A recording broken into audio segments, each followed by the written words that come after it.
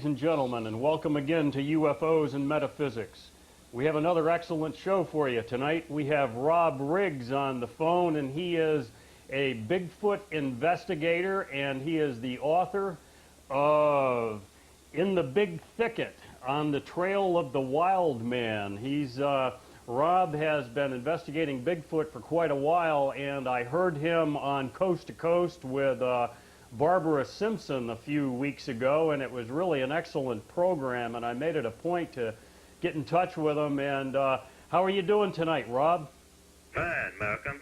Glad to be on your show. Well, thanks. I read your book, and it's very interesting. And like I said, the interview that I heard with Barbara Simpson a few weeks ago was extremely interesting as well. And there was so much about your interview and about the things you said and what you've written that you don't often hear connected with Bigfoot, not that frequently, and I found that very interesting. But anyway, you have, how long have you been interested in the Bigfoot phenomenon? Well, I first heard the stories about the Big Thicket Wild Man when I was a kid, about 10 years old. There were stories circulating that occasionally would circulate around Hardin County, the county that I grew up in, about a wild, hairy man, naked, living out in the woods. And so I kind of grew up with the background of that tradition. And it wasn't until the late 1970s when I was working for a newspaper in Coons, Texas, which is the nearest town to Sour Lake and the county seat of Hardin County, basically the county newspaper. And I actually had more of an interest in the ghost light out on Bragg Road, which is, I think, a related phenomenon, and basically that's what my book is about, the relation between these mysterious lights and the areas where the Bigfoot-type creatures appear. And in the late 1970s, I wrote a series of articles about the ghost lights in the Big Thicket, and asked for people to submit any stories they had about anything unusual they had seen in the woods. Now, at that time, I basically had more or less forgotten about the Big Thicket Wild Man, and I kind of thought that those stories were just, kind of like a legend. But then I started having my readers of the series on the ghost lights calling me and telling me about these Bigfoot-type creatures that they had been seeing, or what they called ape-like creatures that had been seen in the Hardin County and the Big Thicket area. And then I realized that this was the same phenomenon that I had heard about over 20 years earlier when I was a kid. And then I realized that one of the world's prominent investigators of the ghost light phenomenon, Dr. Persinger in Canada, had talked about the relation between sightings of what he calls unknown large primates and the energies associated with these ghost lights. Now, his theory, and I felt like the coincidence of the ghost lights and the large hairy unknown primate sightings in the Big Thicket was a corroboration of his theory that there was an association. I took exception to the way he interpreted that data, though, is that he felt like the sightings of Bigfoot or any unknown large hairy primate in the ghost light locations, that he felt like that these were basically hallucinatory. That the energy fields that produce the lights has a hallucinatory effect on the minds of observers. And he's done quite a bit. Now, he's been on a lot of the cable shows for years. A lot of his research tends to indicate that certain kinds of metaphysical sightings, such as UFOs and Bigfoot and so on, he thinks that they're caused by the unusual stimulation of the temporal lobes of the brain. Have you ever heard of his research? I have heard of it, yes. Yeah. And so he feels like he has duplicated this in the lab. the reason I had a problem with that theory is that there seemed to be too much physical evidence for the existence of the wild man creatures, and the more I investigated the wild man, the Bigfoot, and so on, and corresponded with researchers in Texas and Louisiana and Arkansas, as well as on the West Coast, there just seems to be such a preponderance of physical evidence that I don't think you can dismiss the existence of those creatures as being merely hallucinatory. Well, they've been seen all over the world, apparently, and y'all have a tradition there in Florida. You know, a lot of people are surprised when I do these shows nationally to hear that there are Bigfoot-type creatures seen in the Deep South. You know, most people associate that strictly with California, Oregon, Washington, and the Pacific Northwest. And so a lot of people are surprised to hear that there is a tradition of Bigfoot-type creatures sightings in the Deep South, but they go back as far, the such sightings go back as far in the Deep South as they do in the Pacific Northwest. It's just that where we see them in the Deep South is in the river bottom swamps. And the printed references to the Big Thicket wild man go back to at least the early 1950s, where they were reported in the local newspapers. And this was some 6 years before the Bigfoot term was popularized on the West Coast. So that association wasn't clearly made until really quite recently. Now, I have corresponded with two different Bigfoot, quite excellent Bigfoot research groups located in Texas. One's called the Gulf Coast Bigfoot Research Organization. One's called the Texas Bigfoot Research Organization.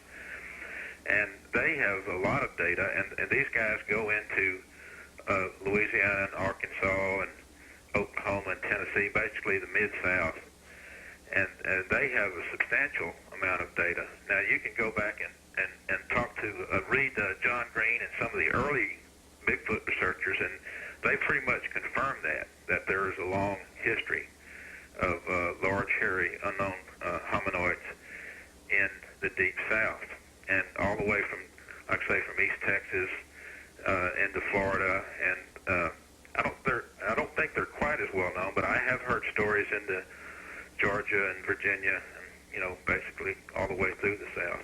But it seems like most of the sightings are there in Florida and in East Texas and Louisiana and Arkansas. Seems to be where the predominance, where the most of the southern Bigfoot sightings are. Some researchers think that the southern Bigfoot is a different subspecies from the West Coast. They think they're a little bit smaller. They think they're a little bit more aggressive. I have a lot of stories of the Big Thicket and the Louisiana Bigfoot actually being hostile and you know, threatening people, things of that type. I see. There have been there's so much that you have brought up. Right. The fact that sometimes they will attack dogs. I don't know if they necessarily attack them, but when the dogs come around, they really don't seem to like dogs. Is that right? I think dogs, now this is just my opinion, but I think that one reason that they're so hostile to dogs is I think dogs kind of give them away. You know, Yeah. I think that dogs are real sensitive to their presence and kind of give them away, you know. Now, Yeah. one of the things that, as you know from having read my book, even though I disagree with Dr. Persinger's conclusion that the association between the energies that produce the ghost lights and the creatures is hallucinatory, I do agree with him that there does seem to be a connection.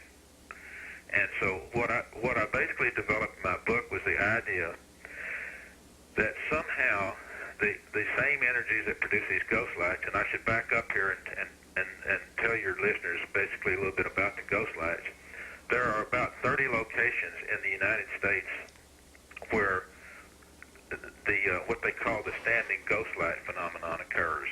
And these are mysterious lights that have usually occur within a radius, an area of a radius of a few miles, and have done so for decades, or for, in many cases, for as long as anybody can remember. Now, these same lights appear all over the world, and now they don't appear everywhere, just in specific locations around the world.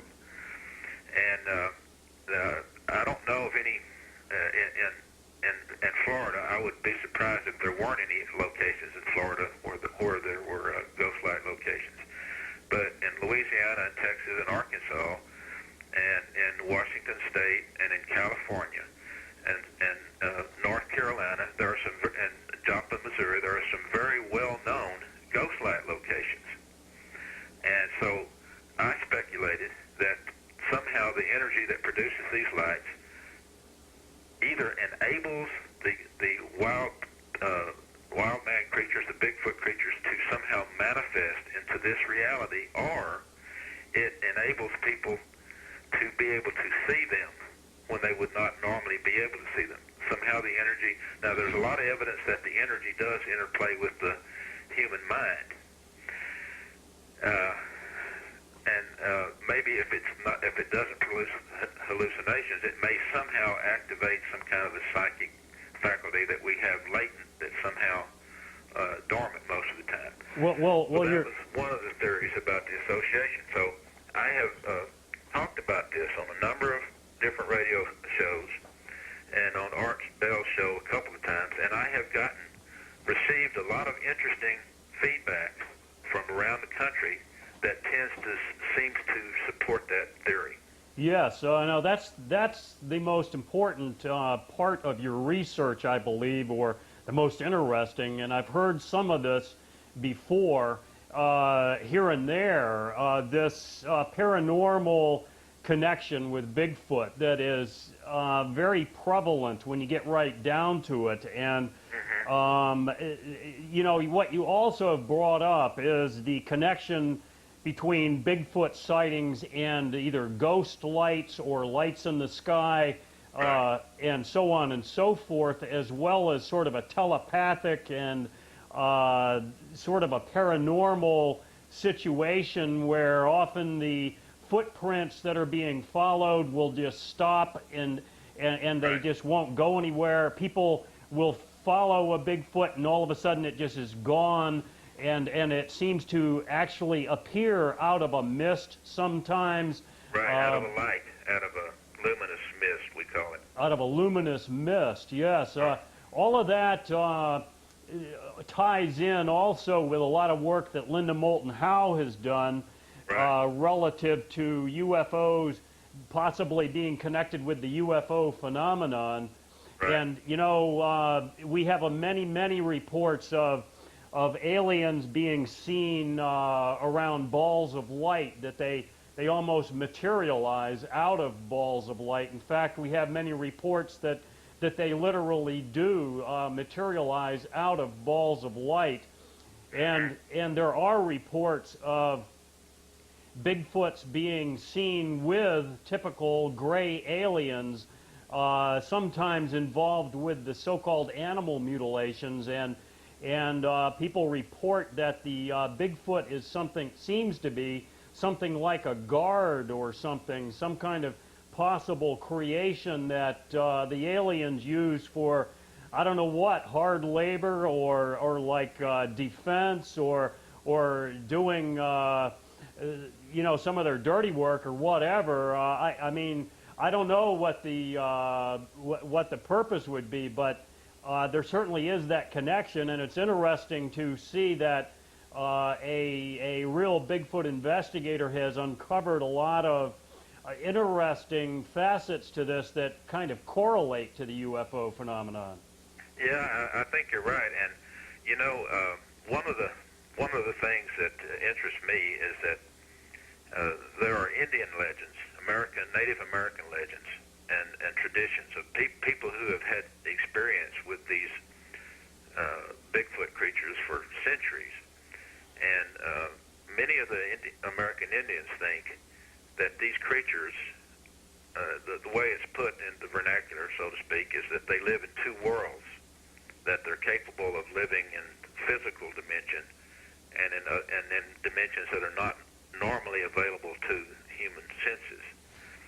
And one of my, most of these Bigfoot organizations that I deal with are what they call flesh and blooders.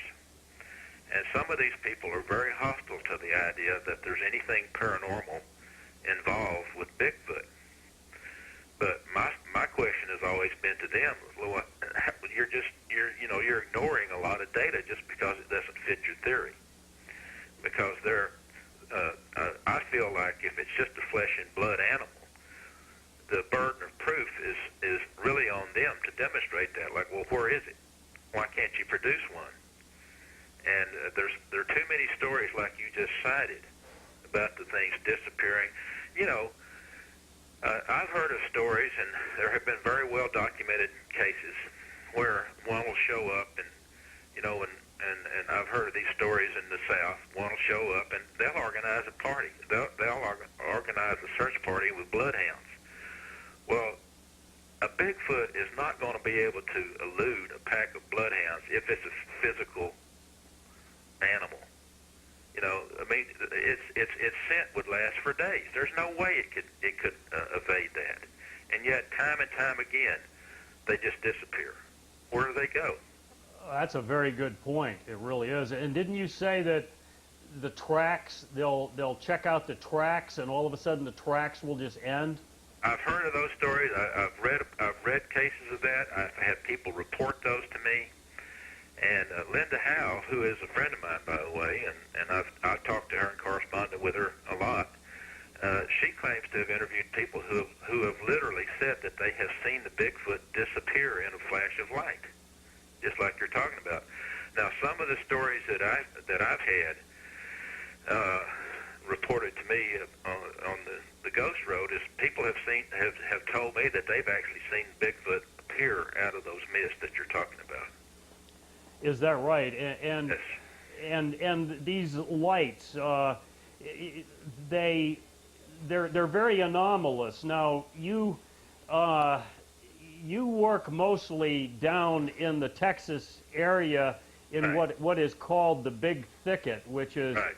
a little bit east of Houston on the east coast of Texas, between Right. Louisiana and Texas. Yeah, And it's basically a part of the Gulf South, just like Florida. It's basically the same kind of swampy woods as that you would have there in the Florida Panhandle. Just the Gulf South. It extends that type of habitat extends to about Houston, in the about 100 miles or so into Texas. And what you've been checking out is a place in this Big Thicket area, which is a real wilderness preserve there off of the Gulf of Mexico, inland, I guess, that has a lot of Bigfoot sightings, as well as what some people term ghost lights. Right. And you have checked out the anomalous nature of these ghost lights themselves, right. And you found a connection between Bigfoot and these lights. Well, now, I went to, yes, I have, and, it's interesting because even some of the evidence that the flesh and blooders are coming up with, that they don't know what to deal with, how to deal with it, actually supports the theory. One of the things that we have observed, and I say we, I mean some of the guys that have helped me with my research, and it took us a while to relate this to the Bigfoot, but one time we were out on the Ghost Road. This is where the ghost light appears in the Big Thicket, and it was about 2 or 3 o'clock in the morning. It was on the spring equinox, and I'm sure your people there who spent time out in the swamp can relate to this. We noticed that everything was absolutely dead quiet. There were no insect noises. There were no frogs. There were no, you couldn't even, the wind wasn't even blowing. It was absolutely dead quiet. It was spooky. It was so quiet. And we happened to have a compass with us, and so we took a compass reading, and we noticed that the compass was malfunctioning during this time. The compass was spinning around in a circle, which indicated to us that there was some kind of unusual magnetic anomaly occurring.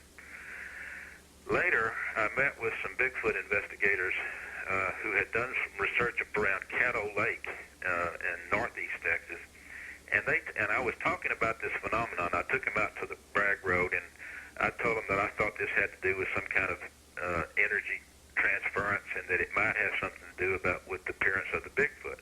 They had told me that on a couple of occasions, just prior to a hearing of what they call a vocalization or howling of the Bigfoot, everything would go dead quiet like that.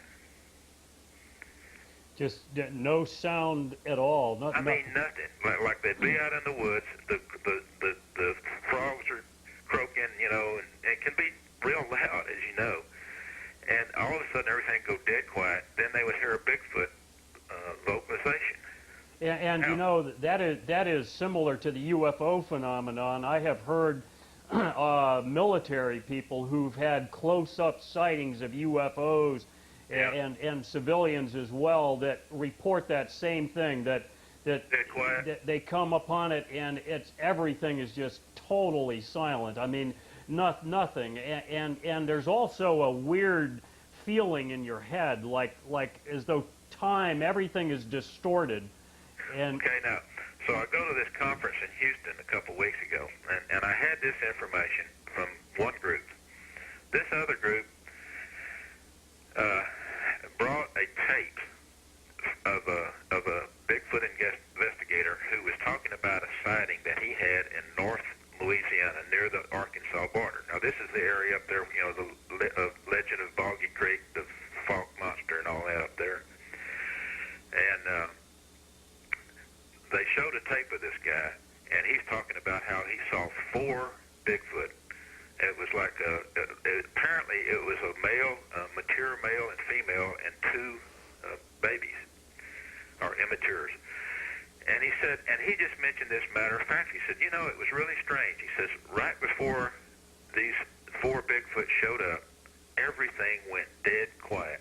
And he says, I couldn't believe it. He said, even the tree frogs went quiet.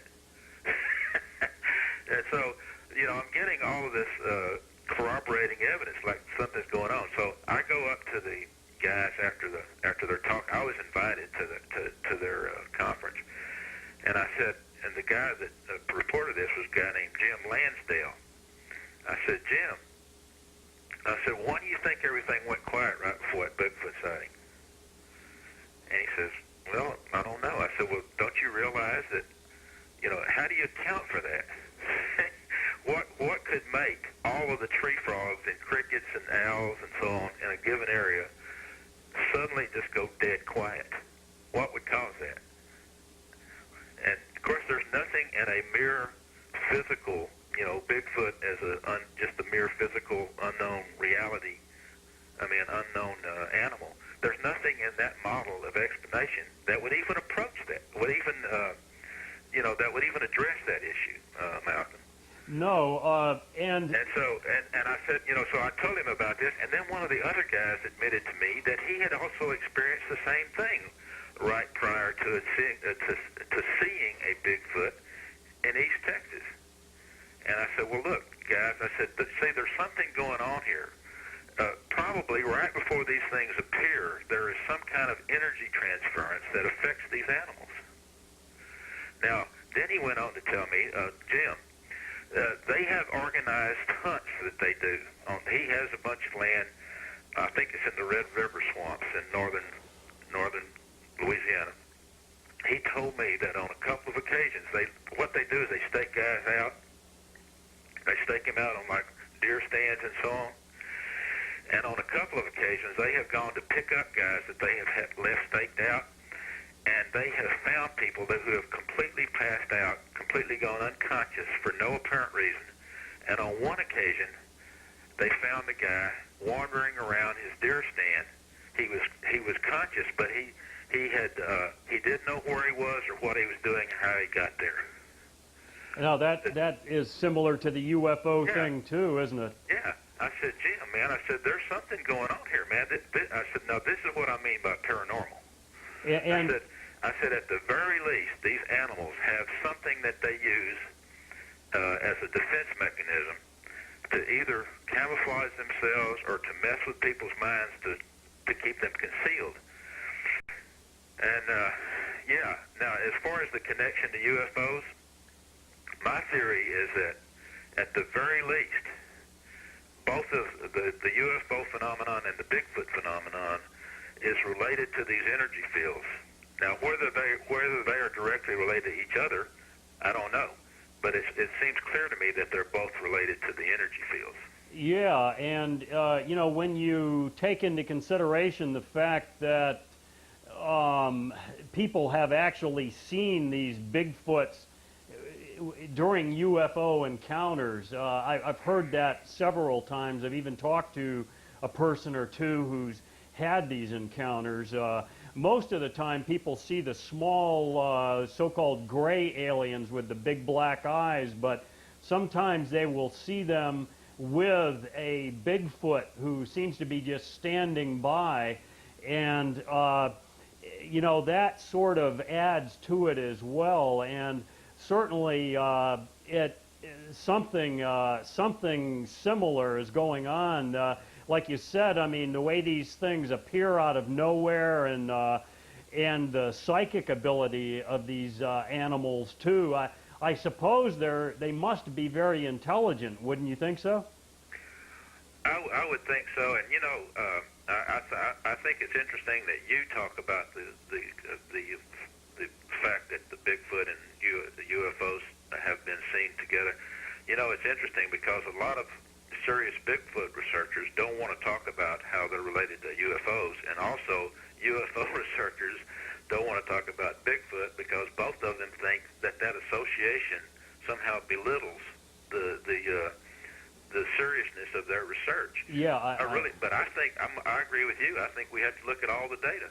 Yeah, unfortunately, it's just the truth. I mean, there's so much corroboration, you just can't get away from it if you're an honest researcher, and there's just so much information there, you can't get around it. But like you said, a lot of the Bigfoot researchers try to put it all into a physical paradigm that they know that their research is already outside the mainstream, and they try to keep it as palatable as possible. Right, exactly. And unfortunately, one of the things that I find interesting is that even they're both associated. The Bigfoot, the appearance of the aliens, the UFOs are both associated with these energy fields, but there does seem to be a lot more evidence for the physical existence of the Bigfoot than there does the UFOs. Well, I think you're right in terms of physical evidence, yeah. But now, which poses some interesting issues all in itself.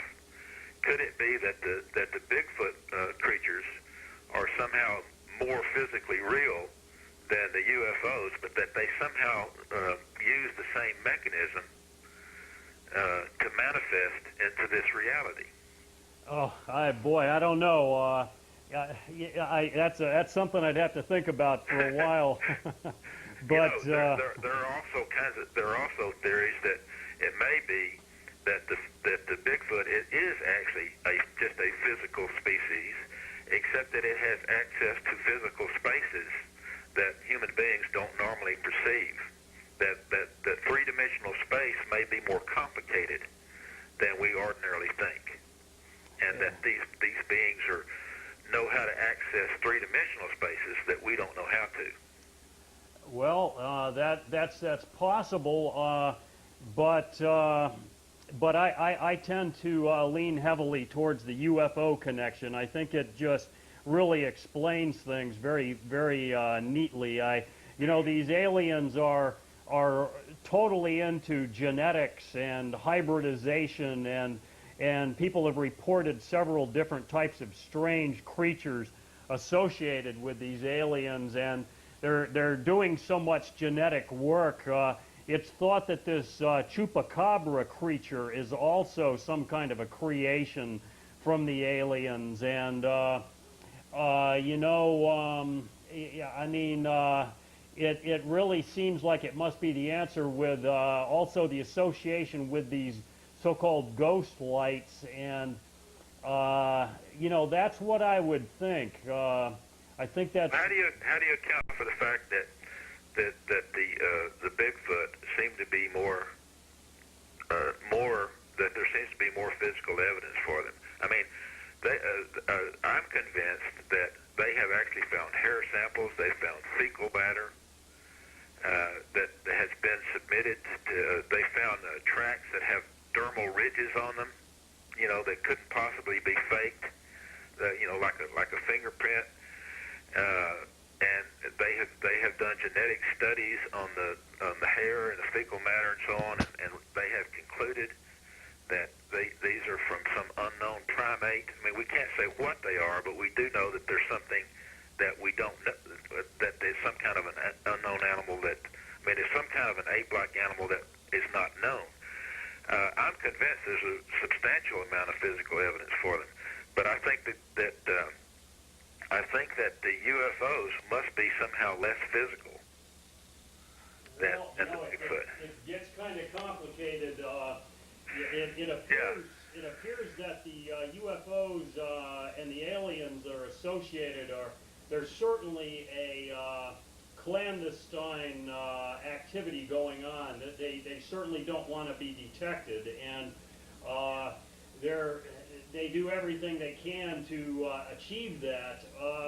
It does bring up the fact that these Bigfoots do leave behind some trace evidence, and that is not typical of UFO type of activity. I mean, the aliens. Exactly. That's my point. Yeah. Yeah, the aliens tend to be quite. I dropped my mic. I'm sorry. I was wondering why my sound had gone way down. But yeah, that's true. I mean, like you said, there is some trace evidence of these Bigfoots, and I don't know. Maybe that's the fact that these guys are like workers for the aliens. In other words, they go out and they do a lot of the physical work, and the aliens aren't quite so concerned about leaving a few traces of these guys behind.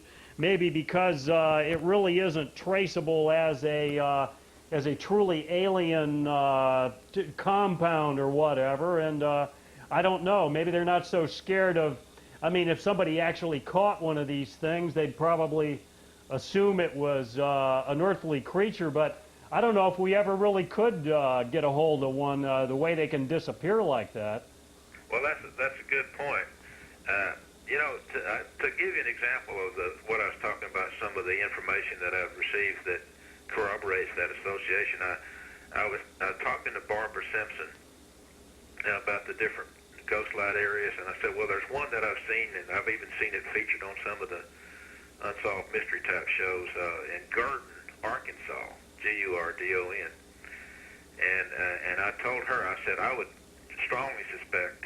I know there's Bigfoot activity in Arkansas, and I said, I strongly suspect that ghost light location is in the areas where there's Bigfoot activity. Well, a couple of days later, I got an email from a gentleman who lives in that area, and he said his family has had a hunting lease for years about 2 miles from where those lights appear. And he said one morning he went out there about an hour or shortly before sunrise to set up his hunting camp, and they were going to go hunt the next day.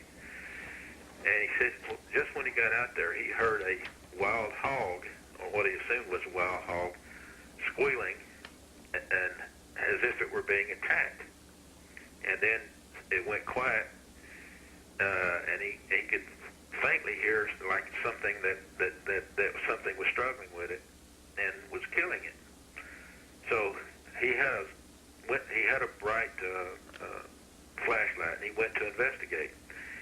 And he told me, he said, Mr. Riggs, he says, I saw what I assumed was a baby Bigfoot.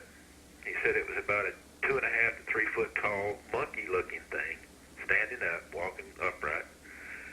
And he said, now the reason that I assumed it was a baby is that after the sun came up, I went to investigate a little further into the woods, and I found the hog. And he said this thing had its throat and guts ripped out. And it was stuck in a tree about 8 foot off the ground. Wow. Yeah. Now, see, I don't know what I'm saying is there are a lot of activity of Bigfoot. There are a lot of sightings of Bigfoot where there is no UFO activity at the same time. There are cases where there are at the same time. Yeah. So, you know, what's the connection? We don't know. Now, this sounds like the activity of just a wild animal, right? It sounds like it, but, Yeah. you know, it does bring up the question if there are indigenous species out there that actually live 24/7 on the earth, why can't we catch one? You know, I get into that question in my book, as you know. But I think that there may be elements of human perception involved with these energies that needs to be researched. In other words, I think that the energies that there may be that these animals or creatures or Bigfoot may somehow be tuned into that energy in ways that human beings aren't. Now we know that the energy has unusual interactions with human consciousness. And, you know, the getting back to the Native Americans, they claim, some of the traditions of the Native Americans think that the Bigfoot creature is capable of making itself invisible. How would it do that? Through some kind of hypnotic effect, they say. And I'm saying that the hypnotic effect may have to do also with these lights. Yeah, and in the UFO phenomenon, there is the phenomenon of missing time, where people will be looking right at a close-up UFO, and then all of a sudden it's gone and everything has changed, and they find that a couple hours have gone by. I wonder have you ever heard of any missing time associated with UFO or Bigfoot sightings? You did mention that several times people have been found the next day out in the woods, and they're in a daze and they can't remember what's going on. Exactly. Well, yeah, exactly. That would seem very much like the missing time. But you know, I made a talk at one of these Bigfoot conventions one time, and I talked about how John Green, who is one of the patron saints, you know, of Bigfoot investigators, how he had commented in one of his books that the men didn't like to talk about it, but there were times when they could actually hear the things, and they could actually hear them growling. They could hear them walking around their camps, but they couldn't see them. And he said, and so he referred to the traditions of the American Indians of the Northwest, who say that these beings are capable of making themselves invisible. Well, how would you do that? Well, one way you do that is through some kind of a hypnosis. Yeah, that's true. And another way is, you know, the aliens commonly can more or less, I don't know about dematerialize, but they can float right up a beam of light, and they can go through solid objects. They can take people through solid objects. They can float people up a beam of light into a craft. And there have been reports, I guess, as I said, of these things materializing out of a ball of light, but I don't know if I've ever really heard of them materializing directly out of thin air like that. I don't know. Are you saying that sometimes the Bigfoots materialize and dematerialize? Right. Well, either that literally, or at least make themselves invisible through some kind of a hypnotic effect. Now, you know, and I was talking about this, and the first reaction you get is that, well, that's fantastic. How could that possibly be? And it said, well, you know, it's real simple. A person can be hypnotized and told that they won't be able to see either a person or some kind of object, and that thing can be right in front of them and they won't see it. It just depends on how deeply hypnotized they are, and on how susceptible to it they are. But it's been proven that a person could be hypnotized and say that Malcolm doesn't exist. Malcolm could be, or you can't see Malcolm, and Malcolm could be right in front of them, and they wouldn't see him. That's true. I wanted The point is that human perception, Malcolm, human perception is not just a physical phenomenon. Ordinary perception is itself involved with subtle faculties of the mind and perhaps with the psychic dimension.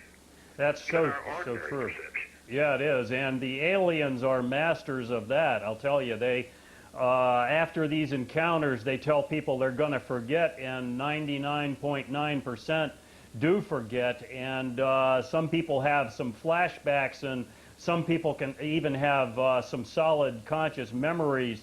But that's what they do. They just give you the suggestion you're going to forget.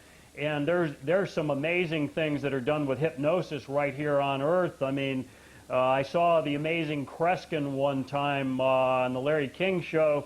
He hypnotized a whole bunch of college students like instantly, right on stage. They never lost consciousness or anything. He just told them that they couldn't remember their names, and they stood up there and they were dumbfounded. He asked them their names, and you should have seen their faces as they were. I mean, they just couldn't remember their own name right there, and it was just instantly. And it's a big, it's an untapped major reservoir for science is the human mind, just like you said. Exactly. I wanted to, while I was mentioning some of these typical Bigfoot UFO connection things, I wanted to read a couple of paragraphs of a couple of things from Linda Moulton Howe, one of her books. Says, on a July morning in 1983, Ron and Paula Watson of Mount Vernon, Missouri, were puzzled by bright silver flashes in a pasture across the road from their farmhouse. Ron got binoculars. The couple shared them back and forth, and they could see two small silver-suited beings running their hands over a black cow that was lying on its side, not moving. The cow was alive but paralyzed somehow. They could see through the binoculars these beings moving their hands in odd, jerky movements, and suddenly the cow rose straight up from the grass and floated with the beings into a cone-shaped craft in the background. Ron said the craft was nearly invisible because the surface was like a mirror and reflected all the leaves, grass, and sky like perfect camouflage. Standing by a ramp and dark opening into the object was a tall, green-skinned lizard man who glared with eyes slit by vertical pupils. On the other side of the craft was a taller, hairy creature the couple referred to as a Bigfoot type that also had yellow vertical slits and green eyes. There is another one here. This will just take a second here. I want to point this out. Another one in the spring of 1980 in Milan County, Texas, a rancher watched one morning two 4-foot-tall creatures with slanted black eyes that carried a calf between them. He was terrified and he ran away. 3 days later, he went back with his wife and son, and they found a mutilated calf. The hide was completely intact, but the hooves and the skull included the hooves and the skull bone, but no skeletal structure, muscles, or internal organs. The hide was turned inside out and folded neatly on the ground. And finally, there is another one here where some people saw a Bigfoot creature associated with another animal mutilation thing with the typical gray aliens. That one took place in Cimarron, New Mexico. But I just wanted to point that out. And you know, I've been doing a lot of shows recently on these animal mutilations, and those things are just unbelievable, where they find these animals with incredible precision, high-tech cuts and organs removed, and no blood at the scene, no blood on the animals. They see UFOs the night before. People have even seen beams of light coming down. They've even seen aliens floating these cattle and so on right into the craft. It's quite astounding, but I did just want to point out a couple of these cases that Linda has brought up where the Bigfoots have been seen with aliens, and this one, like she said, this Bigfoot was just kind of like standing next to this cone-shaped UFO that was completely mirrored, and the craft was like a mirror, and it reflected the trees and grass to the point where you almost didn't see it unless you were looking for it. And these little gray aliens were floating a cow right in there. I don't know if this is the same Bigfoot creature or what, but it's certainly interesting. Well, you know, like I said, I correspond with Linda. I have seen evidence, photographic evidence, where they found some mutilated cows, and it was obvious from where they were found and the tree limbs broken out of trees that you know, where they were found, that they had been dropped. It was obvious that they had been dropped from a considerable height. Yeah, and some of the what would do that, you know? Sure, and they've checked out the carcass and found the bones were all broken where this thing had landed as well, and no footprints, no tire tracks, nothing at all. And some. I'll take it a little further. Even have you read Linda's book, Mysterious Lights and Crop Circles? No, I haven't. Is that a new book or? Well, it's been out for a few years, but she's got a bunch of photographs in that book of lights associated with the crop circles, and these lights look like typical ghost light, the way the ghost lights are typically described. Also, in many cases, when they take photographs of these ghost lights, these orbs show up in the photographs, even though they're not visible, you know, when the photographs are taken. And this is not only shows up in crop circles photography, but in some cases, when they go to the ancient sacred sites like Stonehenge and so on, and people take photographs, these orbs show up, and you may have heard of them, you may have seen them on the internet. Oh yeah, they're starting to show up a lot. Oh yeah. Well, photographs taken of areas where there have been recent Bigfoot activity will also exhibit these orbs, which indicates to me that there is some kind of energy transference taking place in all of these phenomena that is somehow related, and it produces the same visual effects with these orbs. Yeah, quite amazing. Now you mentioned there are a lot of cases that you've looked into, a lot of reports from people that have encountered these lights as well, and sometimes without an appearance of a Bigfoot. Right, yeah, the lights can appear without the Bigfoot can appear without the lights, the UFO can appear without the Bigfoots, but what I'm saying is that I think they're all using a similar mechanism that has to do with the energies. It's like the lights can only appear when this energy is at a certain level, or the Bigfoot can only appear when the energy is at a certain level, or when the Bigfoot appears, it creates the energy. You know, we don't know what the causal sequence is here, but I tell you what I think is the most promising area of research in this, and this is what I'm pursuing, and that is what John Keel, you know, the author of Mothman Prophecies, right, what he calls the window area hypothesis, and that is that all of these phenomena, specifically the Bigfoot, and the UFOs, tend to occur in the same areas. which he calls window areas. There are hot spots. If you go around the country, there are hot spots where UFOs tend to cluster. Bigfoot activity tends to cluster, and they tend to cluster in the same places. Well, I'm sure there are hot spots, but I'll tell you, the UFOs are seen everywhere on Earth. Yeah, I mean, once they appear, they can go anywhere. well, that may be true. What about the idea that there may be areas where conditions are such that they use this energy as somehow as a mechanism, or it may even be involved with the propulsion, you know? Yeah, and you know, we have no doubt that there are bases within the Earth or under the water, because many reports of UFOs coming out of the water, and Right. and you see the water just dripping off them.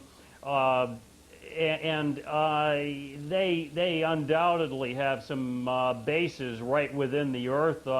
They also have these huge motherships that usually cigar-shaped, that the smaller saucer craft come out of. But so I suppose these are stationed right within the solar system, but they also probably come out of these bases within the Earth, and it's possible that some of these hot spots may be areas where they have bases, and it could also be that the Bigfoots, if they are connected with the UFOs, maybe that's why they are both seen in these hot spots. Right. Well, see, the idea is this. You know, if UFOs in fact are spacecraft coming from other planets, it's very likely that they use some kind of hyperspace or interdimensional function. Otherwise, even at the speed of light, they would have to travel. You know, they would take centuries to cross, you know, vast amounts of space. So the idea is that perhaps that UFOs are interdimensional in that respect, and that they use wormholes or, you know, something like that to go from one place in the physical physical universe to a distant place. That there may be, you know, wormholes or something connecting these distant places, and that these may correspond to specific locations on the Earth. My idea is this. I was talking about the ghost light locations. Yeah. That the UFOs tend to cluster around these ghost light locations, and the Bigfoot and so on, is that I think that maybe the ghost lights are themselves may be indicators of some kind of multiple connectivity between the three-dimensional physical reality and other dimensions.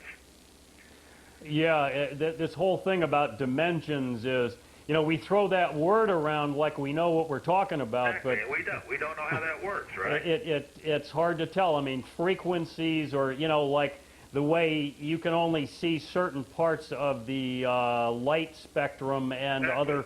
other, you know, and you can only hear parts of the sound spectrum, and other parts of sound are happening, but we can't detect them. And it's possible that, you know, they're just moving or vibrating at such high rates that they aren't visible. But I mean, who knows what type of technology may be involved? It may be just so advanced. Obviously, it is that our scientists really just don't even have any idea what it's all about. I think that's possible, and I think it may be not only advanced, but it may be based on a totally different model of reality. Oh yeah, definitely.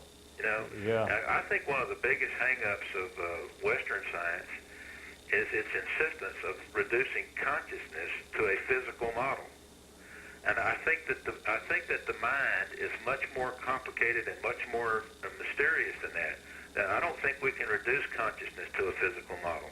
No, and you know something else I think you touched on, you know, this whole Big Bang theory, I'm not really buying into it. I mean, I think that if there was a Big Bang, that a central explosion to all of space, then certainly there was something before that. I mean, in my opinion, time is infinite, and space is infinite. There never was a beginning to this. Life is infinite. Time is infinite. There has never been a beginning, and there will never be an end, as hard as that may be for some of these scientists to fathom. I mean, you know, they try to narrow this down into some measurable equation that they can take credit for. It's got to be quantitative, measurable.